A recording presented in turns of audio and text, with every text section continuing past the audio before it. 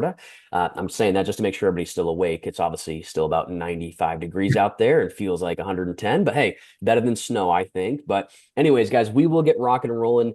Thank you all again so much for being here today. Really appreciate it. We got a great session in store for you. We're going to be diving into the world of LoLo, and LoLo is a tool that we have trained on in so many different ways, really, in our programs, and it's so exciting because we have Debbie, Michael, Bonnie here with us today to really help us understand some new updates and ways that LoLo can best fit into your business development and really your customer retention strategy, which is a huge part of it, as you all know.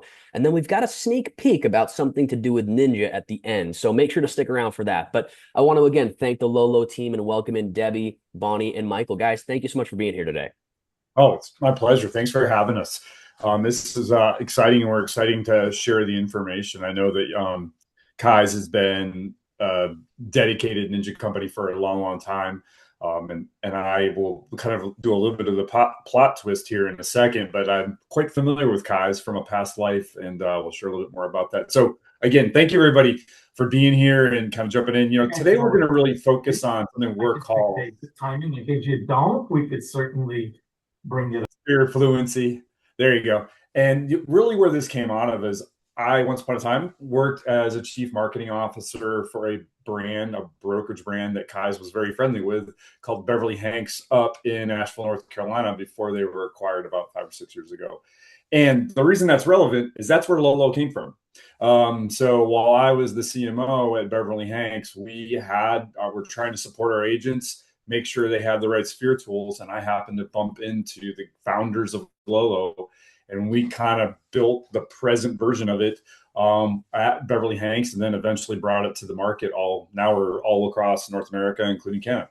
So that's pretty exciting. So I have a couple of changes in between my time working at Beverly Hanks, and now I get to work with the Debbie and Bonnie at LoLo. So there's a little bit of the backstory, but I want to just jump in and kind of talk a little bit about why we built LoLo, and I think it's some of the same reasons that you'll all be quite familiar with. As soon as I get my screen, there you go. While I was working as the chief marketing officer for Beverly Hanks, one of the things that I realized was when we would do all of our post-transaction surveys that most clients, and I'm sure this is true for Kai's agents as well, walk away from the closing table super stoked with their agent. They're happy. Sometimes they're getting love letters. They're getting invited to family events and all this kind of stuff.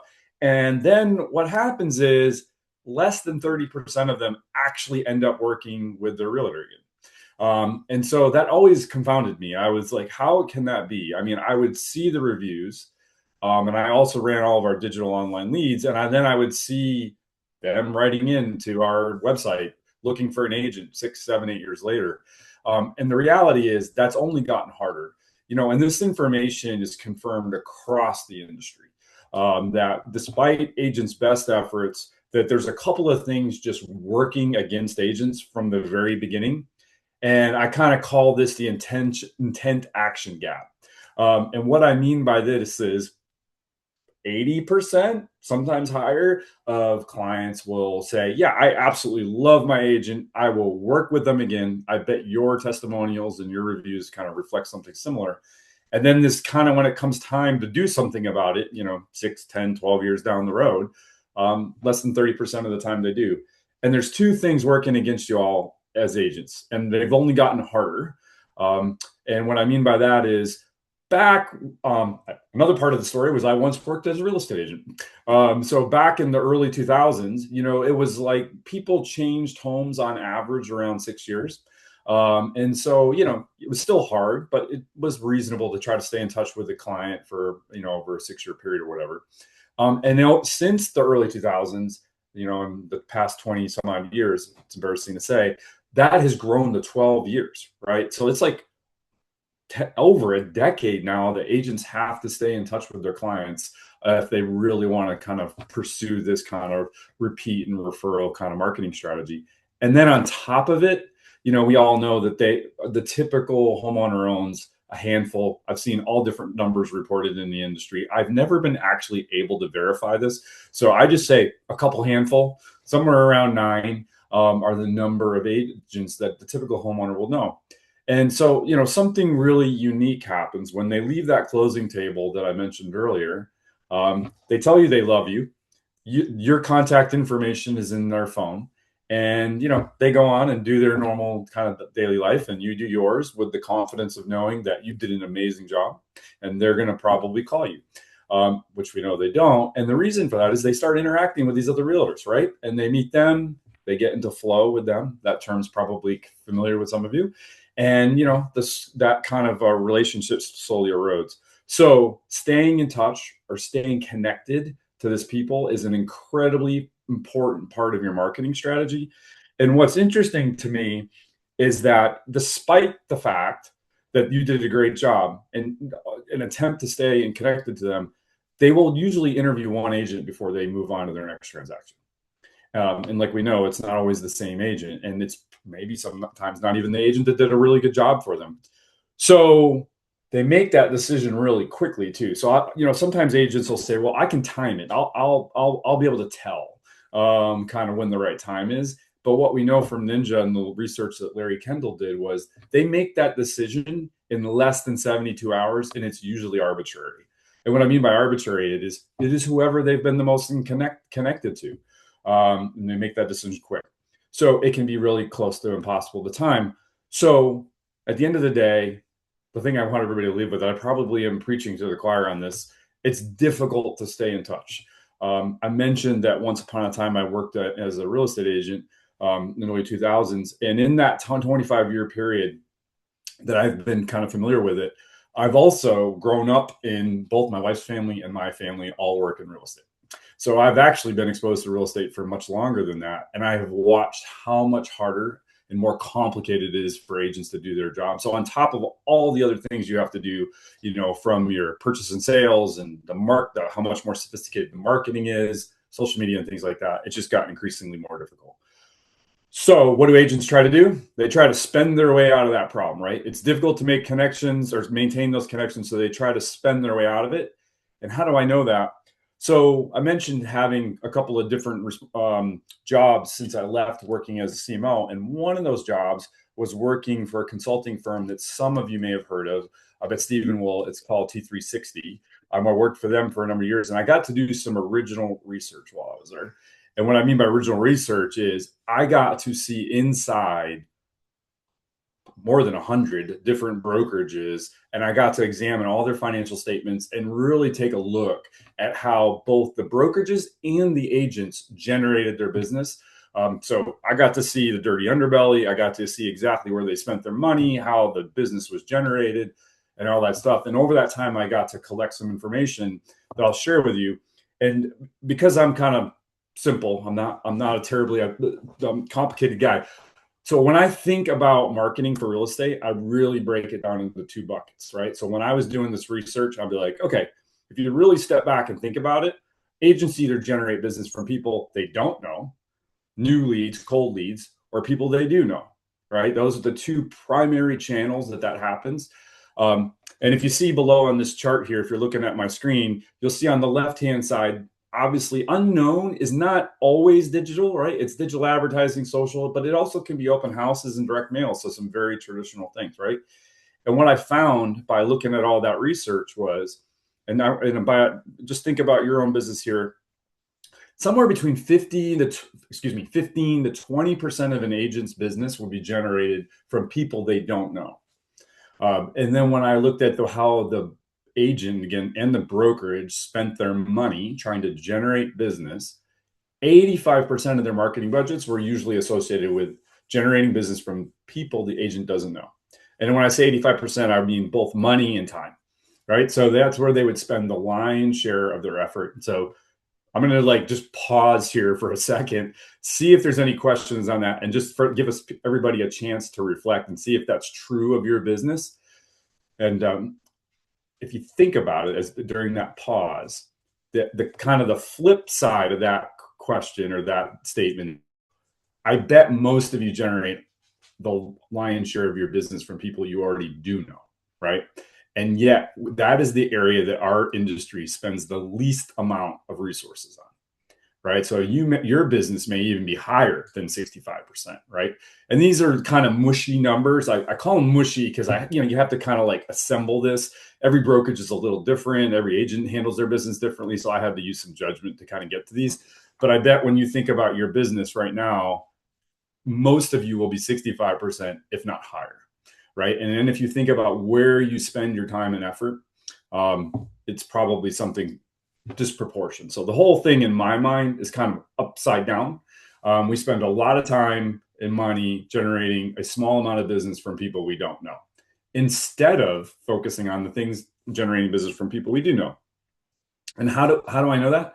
Well, when you look at the cost of acquiring business, right? So this is actual data from Zillow and a variety of different sources. If you look at generating leads from either Google, social media, third-party aggregators like Zillow or something like that, in general, to acquire a transaction, like actual paid, you got paid, it will cost you somewhere around $2,800.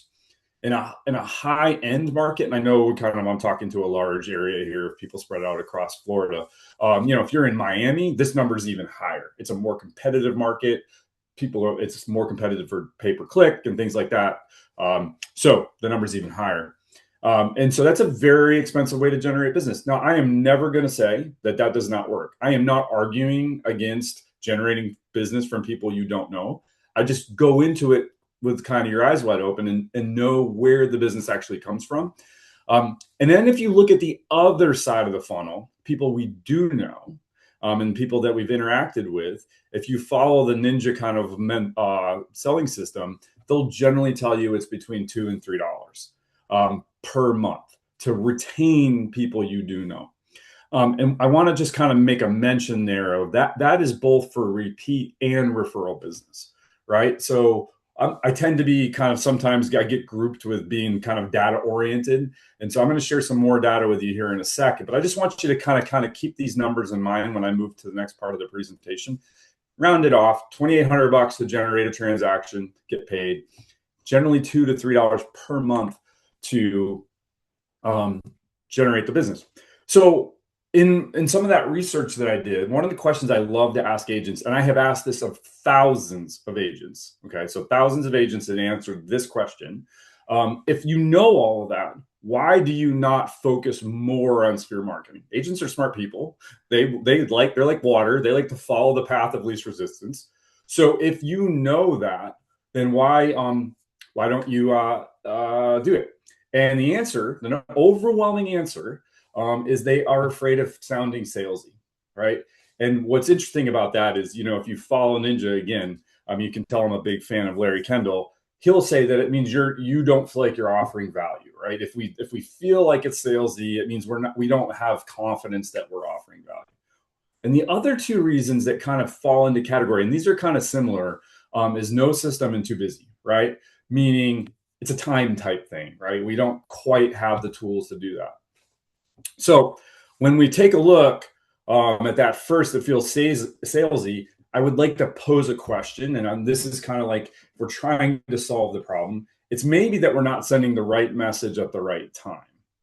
And when we've done some work on this, just since I've been at LoLo, we've really you take a look at how agents typically communicate with their clients, their past clients. They tend to send the same message to just about everybody, right?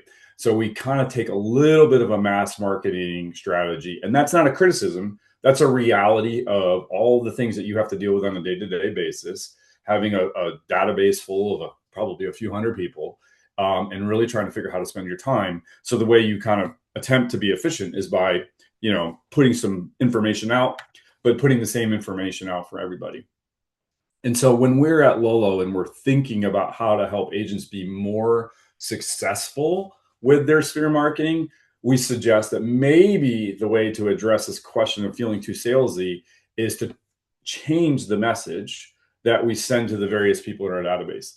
Now, I know there's all sorts of different systems out there in terms of how to rank your database and grade it and stuff like that. I know Ninja teaches hot and warm. This is the one place where I really start to kind of feel a little bit, I have a different opinion than some of those. And if you think about those kind of systems for grading your database, it's all about you, right? It's all about what they can do, how likely they are to transact. So I believe one of the reasons it feels salesy is we're really not coming from this perspective of offering value. It's like, what can I get from my past client or my person I know? And so if you start to think about those relationships in terms of where they're at and what you can do to offer value, you can put them into 4 buckets. And the first one's friend. That's the easy one. Those are people who know you socially, but don't generally know what you do professionally. Acquaintances are your biggest group. And they're in that lower left quadrant. And that's a really important thing. So we're going to talk more about that in a second. And this is your largest group because they're loosely familiar with who you are and loosely familiar with like what you do, but they don't know you well enough to make a decision. These are probably people you meet at an open house. You might meet them at a chamber networking event, something like that. Really big bucket, a lot of opportunity there, but they don't know much about you. And then there's professional, right? And so professional, they know exactly what they do, you do. They have lots of respect for you as a real estate professional, but they don't know you as a person. They don't know your values. They don't know much about your family or kind of things like that. So we need to communicate with them a little bit differently. And then finally, champion. Now, I would argue that for this and for everything we've talked about with repeat and referral, these are your true repeat and referral people, are your champions. They know what you do. They know how you do it. They know about you personally, and they're willing to support you by recommending you and using you again. That is the true bucket that we want to be focused on when we're thinking about sphere marketing. Doesn't mean we're going to ignore these other 3. It just means that we're going to have slightly different strategies for those. And so if you want to think about it this way, just think about like low and these are social, right? That would be, so an example of low social and low professional would be acquaintances, right? Those would be those people in the lower left quadrant. They're the furthest away from being a champion for us. And then if we think about how are we build our strategies, we can move them towards that upper right. Most of the real estate marketing you see out there is really oriented to this group. And that makes sense. It's our biggest group, right? For a lot of agents, that's the biggest group. But they're not the ones that are easiest to get to the point where they will like actively refer us and do repeat business for us. When I'm talking to agents and coaching agents a little bit, I usually suggest they start with friends, right? They're usually the safest. They feel comfortable to kind of experiment a little bit with. They'll give you a little bit of the benefit of the doubt. They'll give you a little grace. And the goal there is just help them understand what you do professionally, right? This is like market reports, demonstrating how you support, local community and things like that, just from a professional standpoint. And then usually after friend, the next category that's kind of easy to deal with is the professional one, right? Those are people who know what you do, right? But they don't know much about you personally. This is what social media is really good at, right? By opening that window and letting people see who you are and what you do and the things you spend time on can be a way to kind of form that social relationship. So again, this concept of kind of sphere marketing is all built around that idea of, I don't want to feel too salesy. So, we do all, Bonnie and I can do presentations and talk to you all about kind of some specifics about kind of how to move people between those categories. But that's all that concept of maybe trying to reduce the feeling that it's too salesy. The other reason agents don't pursue sphere marketing as much as they should is it's time consuming. All right. It's time consuming to make sure that that message is relevant and that you can do it consistently. I used to always say in marketing, at least when I was working full time in marketing, that it's really easy to do it one time. It's hard to do it and scale it for hundreds of clients over a long period of time. And that can be really time consuming. So having a system can be a really effective way to do that. And that's one of the reasons why I love Ninja and why I was excited to talk with you all today, because I know Kyle spends so much time kind of focused on Ninja and teaching you all the system. And that's absolutely the flow system that you hear kind of Ninja talking about so much. That combination of art and science, it's all built around this concept of 36 touches, making sure it's personalized and it's valuable, right? And that's the part that kind of, if you think back to the previous kind of objection having to do with the relationship piece, that's the part that's hard to do. It's personalized, right? It's hard to make something relevant to somebody. We can do it with market reports sometimes. If you deliver a market report specific to that neighborhood that person's from, that's a great strategy for showing social people, like people that you have high social capital, your friends, what you do professionally. That can be a really effective way to do that. But when it comes time to do the art part of flow, that's where agents tend to struggle. right? Unless you're just doing kind of generic content. And again, this isn't criticism. These are just acknowledgments of what we know happens in the industry. Big Pantone colors, home decorations, home maintenance. Those tend to be the types of things we use for art, but they're also the exact same things your competitors are using. So if you're trying to differentiate yourself, that often isn't the place to do it. So, that's kind of just something to think about. And then making sure that it has value for the person, right? Can be a part of that. And the last is, if you decide that that's something you want to pursue, it can be really expensive to try to pull that all together and have that make sense for you to do at scale. So here's that math again. Remember I said, hold these numbers in mind, and I'll remind you what they were. So if you think about expense, to me, expense is all that. If you're thinking about your marketing for Sphere as an expense, you're thinking about it incorrectly. It's really an investment, right? And the reason it's an investment, one of the other things that Ninja teaches us is that if somebody knows, likes, and trusts you, that contact is worth at least $1,000 per year per contact. So if you think about your database, let's say you have 100 people, just as an example. And if 50 of those kind of know, like, and trust you, and if you kind of are familiar with Ninja, those have definitions. Those are not like just like they get thrown around in our industry quite a bit, but they actually mean something if you're kind of prescribing to the Ninja way of selling. They have to know, like, and trust you, and then they're worth $1,000 per year. And if we think about that investment that comes on the Sphere marketing side, the $2 to $3, remember I said keep that number in mind. If you multiply that times 12 months, and you multiply that times 12 years, right? So we know right now the average homeowner moves once every 12 years. It may be less in your market. My guess is it probably is a little bit less in Southern Florida. That's $432 to stay connected to somebody for 12 months for 12 years. If you do that math using just a very basic ROI calculation, that's a 16x return. Right? And that's if they do one transaction with you. And we know that our best, most valuable champions from that upper rate category, if we can have those people are likely to also have referrals for us, right? So that 16x starts to exponentially increase. So I hope this kind of gets you thinking about the importance of Sphere marketing. The reason I'm at LoLo is because of my interest in Sphere marketing and how much of a difference it can make for agents. But it's not always the easiest thing to do. So that 16x return, you only get the benefit from that if you stay connected. And if we go all the way back to when I started rambling on, we know that one of those things I said was that if there's that gap, right? And if a gap gets or if that gap widens and you lose connection with your clients, then that 16x return isn't going to be available to you. They're going to pick another agent really quickly that they're in flow with, that maybe they met at your child soccer kind of field, and then just move on. And you'll never know until you see the yard sign in their yard. You'll be driving down the neighborhood, probably a street you know really well, and you'll get that gut punch as you go around the corner and see a yard sign for one of your competitors there. So it's really important to stay connected. And one of the reasons I'm really proud to kind of work at LoLo is that is what we're focused on. There is a lot of tools, marketing tools, transaction tools that get sold to real estate agents. And they all do some great things. LoLo does one thing. And that's that I've been really focused on this from the very beginning with our team. And that's we make sure that agents stay connected to their clients. Some people will confuse LoLo as a gifting program. And while that is certainly a part of it, that was never the intent. So if you're thinking about LoLo and you're thinking about it from a gifting perspective, I just want you to set that off to the side. As the guy that was sitting at the table when they invented LoLo, LoLo was built to keep agents connected through Sphere marketing.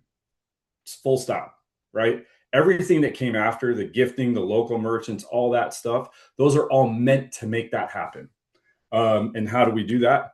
We do it a variety of different ways. One of the ways we do it is we have this mix of email and digital marketing that keeps your name, your brand, your contact information in front of the consumer. Now, there's two things on this slide that are super important. And again, at a later date, Bonnie will go into more details with you exactly how LoLo works. Today, I'm just kind of hitting the kind of why.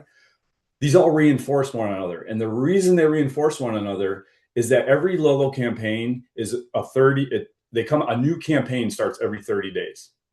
but the offers are all 60-day expirations. That's not by accident. That's so there's always these two campaigns overlapping on one another. They're always reinforcing one another. There's always something in your client's phone with your contact information. So they're constantly being reminded of how good it felt to work with you. Okay. And you're doing it in a way that's different than a lot of your competitors. And here's how it's different. First and foremost, it's experiential, right? When we were building this, I didn't want a magnet on a refrigerator to be the thing, right? Because that's a very passive kind of type experience. I wanted it to be something they felt. I wanted there to be emotion involved. And that's why the local merchants are there. People love the neighborhoods they live in.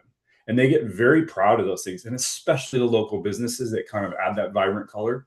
So there's a reason. That's why it's all based around local merchants, because every neighborhood is a little bit different. If you go back to Ninja and you go back to Flow, one of the keys was personalization, right? How do you do that at scale? Well, everybody lives in a different place. So if you can give them something that's from their neck of the woods, that's a great way to create some personalization. The next thing is it's curated. We could easily make LoLo, what's the right word? More generic by using a Starbucks gift card or a Home Depot gift card, right? But then there's absolutely no thought, right? When your client receives that gift from you each month, they're like, oh, it's another Starbucks gift card. They can go have that experience anywhere, right? They get those from other people. There's no differentiation. But every single month, there's a live person who is dedicated to your part of Florida, working with those local businesses, calling on them, and figuring out the absolute best thing to offer in that particular market. So it's a curated type experience. So it demonstrates some appreciation and thought. And then there's this key piece, right? In the very beginning at LoLo, we weren't sure what the right dollar amount was for these gifts, right? Again, this concept of a gesture it was early on, but there was a lot of talk. We did gifts worth hundreds of dollars. We did them less frequently. We tested all of that. And what we found was people really appreciate gestures, right? Otherwise it gets uncomfortable. And they would report that. They're like, oh, that's too expensive. That creates this kind of uncomfortable sense of obligation that they don't like to have. But everybody's comfortable with somebody buying them a cup of coffee or a beer or inviting them to enjoy a pastry or something like that. So there's that concept of gesture. So all of these things went into that.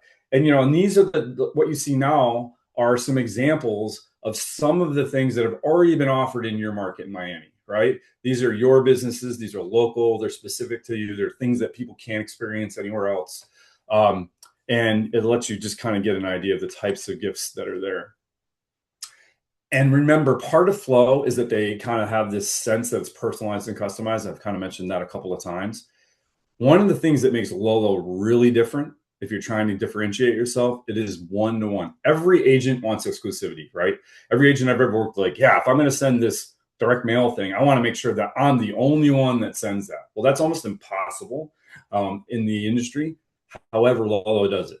And the way LoLo does it is we have a one-to-one, right? Meaning that if John Smith is your past client and you put John Smith in LoLo, if any other agent tries to sign that person up for LoLo, they get waitlisted, so that we can make sure the magic of you sending them a gift once a month, them feeling appreciated, getting introduced to local businesses that you think are cool, feels real. And so that's a key part of that. And then, of course, at LoLo, we make all of this information available to you, right? Again, this was never about the gifting, although that's part of it. It was always about keeping agents connected to their clients. And, when we get to the offer that Steven's going to talk to you about that's connected to Ninja, that's how serious we are about it. We give you all of that information and we prove it to you, right? We actually give you the reports and you can look and see who's using it, who's not, who's connected. And we have all sorts of strategies that Bonnie and I can talk to you about at a later date of how to get even more value out of that. Like, what do you do if somebody is using it? How do you really leverage that and get even more out of it? Or if they're not using it, what do you do that? That's a great opportunity to make a forward call, right? And we have kind of ways we can help you think about that, but you have all that information. If you're familiar with digital marketing at all, then data is an important part of that, right? And if you're trying to figure out where do you spend your money and how to get the most out of it, there's all sorts of digital metrics. we use a digital metric called the engagement rate, right? And what you see to the left side of this funnel are all of the elements of a LoLo campaign that go into a 70% engagement rate. I encourage anybody, go Google right now or ask AI, whatever, what a good open rate is, or any of those kind of things, or a good click-through rate is on a digital marketing campaign. Depending on what you Google, it might be as high as 50%, maybe. I will tell you that on average, in real estate marketing, email marketing, as an example, it is somewhere around 20% is a good click to open rate. That's based on some MailChimp data. Ours is over 70%. Right. And the reason it's over 70% is like it's an item of real value. It's from their local neighborhood. It's personalized. They only get it from you. And there's lots of things kind of reinforcing that. So and LoLo's been around for 10 years, right? So this is not a brand new company. It's not a startup. It's been around a long time. And we deliver over 250,000 campaigns a month. So I say all that to be like, if you want to see the data, if you want to see where that over 70% number comes from, we can show it to you. And it's been that way for a long, long time. And if you don't believe data and you tend to be more like the emotional side and you want to see how it feels, you'll start to get people calling you out on social, tagging you and things like that, or emails or texts from your clients, kind of telling you how much they appreciated it and things like that. So, and it's all built on this theory of reciprocity, which we can dig into more at a later date. Couple other things about LoLo. These are some of the things that people sometimes wonder about our network, right? Here's the number one thing. Remember, I said it's not about the gift, but we do want to make sure that we're not taking advantage of it and we're creating a win-win. So when LoLo was first coming out and we were working with the guys, the founders, it was right after the Great Recession, right? So this was like in the 2007 or so time period, 2008. And local businesses were really suffering. They were having a really hard time because people weren't eating out as much. Not that different from right now, maybe. People weren't eating out as much. It was expensive, and they were pulling back on some of those discretionary dollars. So we wanted to come up with something to help them. So whenever LoLo works with a local business, we pay them in full, right? What do I mean by that? What I mean is that if they say a beer costs $7, then we pay them $7 for the beer. We don't take a cut. We don't ask them for a discount. It's never a buy one, get one. So when your clients get it, it's an actual gift that you can feel good about because we're paying the merchant and we report all that money back to Kai's, right? We know exactly how much money Kai's agents have paid into your local communities. And I have some agents in some places in the United States and Canada that will actually share that information with their clients. They'll be like, I'm so proud to have been a part of this year. I've paid X number of dollars, thousands of dollars into the local community. Love it's great. The other thing is it's exclusive to independents. I came from an independent real estate brokerage.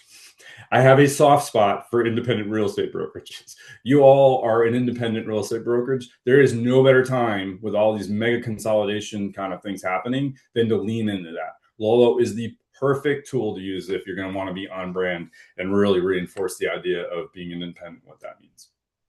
So kind of getting ready to land the plane here. So one of the things that we're willing to do, so I know most of you are probably new to LoLo. If you're on this, you probably haven't gotten that information. We are getting ready to raise prices next month, I think, or the month after that. It's coming up soon. But what we said we'd do for this group, because Stephen was pulling you all together, is you can lock in your 2026 pricing through the end of the year, right? So depending on how many people you save you, 20, 30 bucks, something like that. So it's a cost-effective way to do that. Plus, Steven's going to tell you about another offer. But so just for coming today, if you come kind of the webinar and you get started and you get your contacts going in time for the September, you can get 4 months of sending LoLo at the 2026 prices. One of the things I'll say is there's no contract and there's no requirement, right? So you can come and go. That's how confident we are with LoLo. Once people sign up, they very rarely leave and when they see the value. So anyway, you can sign up at a reduced rate and get that additional benefit. Steven, do you want to tell them a little bit about what you guys are doing with Ninja? Absolutely. So first off, Michael, I mean, thank you. What a great walkthrough and presentation. And it's exciting because we do have a group of associates here. Some have used LoLo, currently are using LoLo. Some maybe it's the first time hearing of LoLo. So this is a great walkthrough and overview of really the variety of uses. And like you mentioned, this is really for customer engagement and customer retention and staying in front of people and adding value. And it's such a great way to do it. Very much like you mentioned a few times, Ninja. And so that's a nice natural bridge into really an offer that Lolo's giving to all of you that I'm blown away by. So Lolo has said this year, if you attend the Ninja installation that we have coming up at the end of September in 2026, you will receive a $400 credit to Lolo. I mean, that's massive.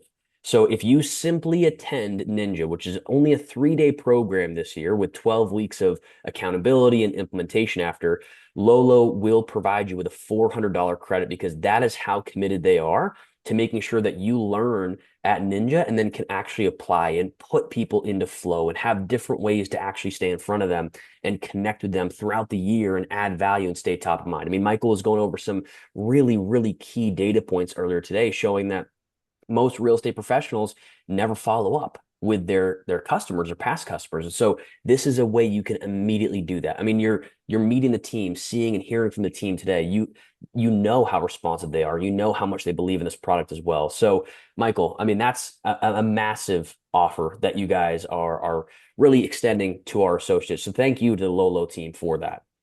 Absolutely. Thank you. And that speaks to just how confident we are that you all, if you're a Ninja company and you're investing in going to a Ninja installation, which I know are not inexpensive, right? So if you're making that investment, we wanted to support you.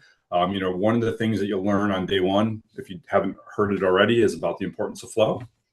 I've stolen a little bit of their thunder because I've told you how great it is and how important it is. But I think when you hear that, one of the questions will be like, okay, now how do I do it? Like you'll instantly be into this mode of that. And I mentioned really quickly that when they do that part of the presentation, they'll talk about 36 touches, right? And that there's some magic behind 36 touches. So agents usually are like, okay, where am I going to get 36 touches? Well, I know you have amazing tools with Kai's and they're adding to that tool set all the time. If you factor in Lolo, if you put Lolo into your kind of 36 touches, you got 12. You got 1/3 of them already figured out. That can be the art portion of your art and science. And I'll tell you that usually that's the part agents have the hardest time scaling is the art piece, right? So if you want to be successful as with your repeat and referral, that can be an easy way to just check that box and move on, and we'll pay for it. And so, yeah, and the $400, that sounds like a funny number. I always think when people come up with funny numbers, I always love to know where it came from.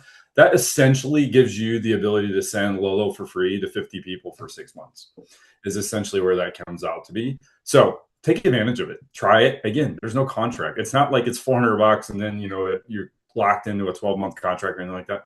Try for 6 months with 50 people and see how it is. If you're already a user of Lolo, I think we have a few people on the call, like Steven mentioned, that are already using. You still get the $400. So this is not like the telephone kind of deal. You can still get the $400, and we'll just deduct that from your normal monthly bill. So if you only have 35 people, you could raise it, and you can see who else would be in there. I would encourage you to do that because then when you look at our reporting that we'll show you, you can see who's engaged and who's not. And if you see like a past client on there who's not opening it, it is a fantastic way to call. One of the reasons agents don't keep up with their clients is they are afraid. They don't know what to say, right? They feel like it's going to be salesy. Well, you could call them and be like, hey, man, I'm sending you this great offer. I've noticed you haven't used any of them. It's right for your neighborhood. Are you getting them? And, sometimes they're like, oh, I thought that was a scam, or I thought that was spam, or I didn't know what it was, right? And you can make, no, that's a totally like legit thing I'm sending to you. And man, it supports the local businesses who really need the help right now. So go use that. It's on me. And you'll be surprised at how many of them will start using it. And I guarantee you'll be connected. So Yeah, anyway, excited about that. I I love think that, we've had some Michael. questions, Stephen. Are any of the, I haven't been able to see them. Yeah, no I just, worries. So Debbie's been on it, and she okay. answered one of the questions that came through. Someone said they love Lolo. Another question that we did have as well was if we could obtain a list of the local vendors in our specific areas from Lolo. And I said, I'm sure you can, but just want to confirm that with Nope. you guys. Absolutely. So I'm going to answer that question two ways, though. One is one of the neat things about Lolo that keeps that engagement rate so high is we're always looking for new vendors, right? So you're going to see a mix of probably businesses that you're familiar with and mix of new ones. We do a whole vetting process. So you can be confident that if they're in a part of our LoLo network, we have vetted them. These are not just random people that we pick off of some internet search and sign up. They have to go through a training with our team and get ready and stuff like that. Now, I want to be something really cool because this is something I'm very proud of. And this has been, I had nothing to do with this. This started while I was a client of LoLo's. Occasionally, I'm sure y'all can imagine this, if you're dealing with a mom and pop that has a 17-year-old high schooler working the front counter on a Friday night, they may not have paid close attention to the employee training, and they may have missed some information about LoLo. If you have the unfortunate situation or one of your clients for that to happen, and that happens very rarely, but it does happen, we will jump on that very, very quickly and handle it. So I say that only to say, hey, occasionally things happen. They do go through a very thorough vetting process, and I think you will be impressed if that like strange situation happens that you do that. If you go to our website, Stephen, so this is the other half of that. And we'll send you a link, or maybe Debbie can put a link in the chat for anybody. If you go to our search communities section, you can see all the communities we service. And when you click on that community, it'll show you all of our past vendors that have ever participated, say, in Miami. So if you go to the Miami-Dade kind of community page, you click it and you'll see all the merchants that have ever participated with us. And, we've worked with you guys for quite a while. So you'll see quite a list there. So you'll see those past people. We don't tend to repeat people that often. If we feature a business, it's usually about 18 months before we'll repeat them again. Again, it's all about that engagement, right? We want there to be a certain amount of novelty to feel like it's curated and stuff like that. But if there's a local favorite, we definitely will repeat them somewhere down the road. Awesome. Bonnie, I saw you came off mute too for a second. Wasn't sure if you wanted to add anything to that Oh, point. I was just going to say that I did drop the link to our community page in the chat so everybody can check on that. It's always really fun to go and look at your specific community, see what vendors we featured, get a little sneak peek of who might be coming up. Yeah, that's the other thing too. We do show you now the people that are in process and people that are coming up really soon, so you can kind of see, and you can see where they live. All the merchants are grouped, right? I'm not sure if it was you, Stephen, but back in the day when we first set up the account, we would have worked with Kai's, figured out what those zones should have been, and all those merchants are coming from very specific geography. And again, Bonnie will cover more of that stuff. If y'all are interested, Bonnie's doing a training.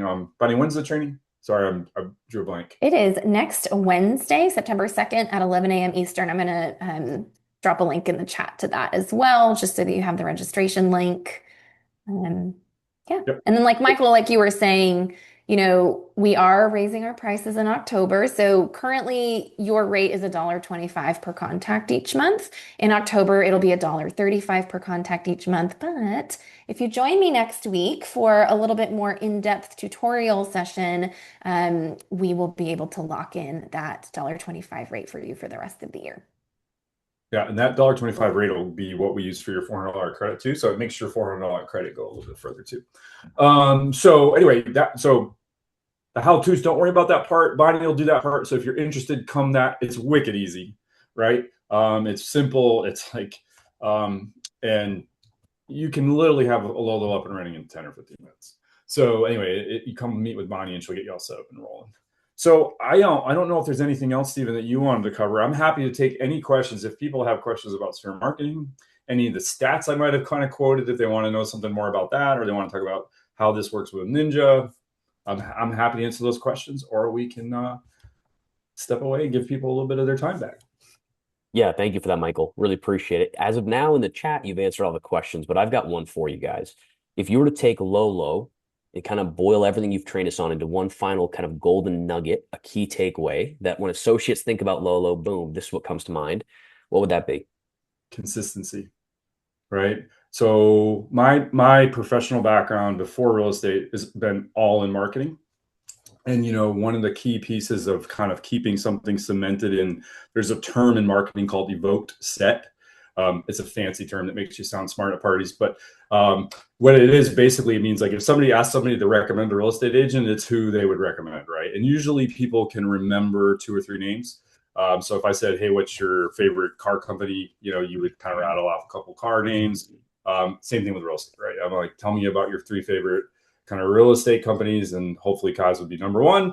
And then that would be a part of that upset. But that only comes with consistency, right? You have to be constantly reinforcing that message. So agents can be inconsistent times with their marketing because of all the things that happens in life. And I think by having a tool like LoLo that's just constantly happening every 12 months, that's a value.